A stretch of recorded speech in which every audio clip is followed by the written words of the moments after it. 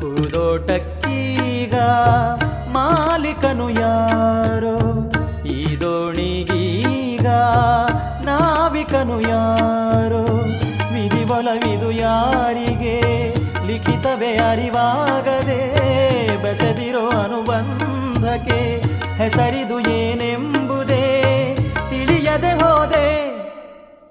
ಹೂದೋಟಕ್ಕೀಗ ಮಾಲೀಕನು ಯಾರೋ, ಈ ದೋಣಿಗೀಗ ನಾವಿಕನು ಯಾರೋ. ಮಳೆ ಬಿಲ್ಲ ಬಣ್ಣದಿ ಚಿತ್ತಾರ ಮಾಡಿದೆ, ಅದು ಮುಗಿಯೋ ವೇಳೆಗೆ ಮಳೆ ಸುರಿವ ಹಾಗಿದೆ. ಕಾರ್ಮೋಡವೀಗಲೇ ದೂರವಾಗಲು ಕಾಣದ ದೇವರ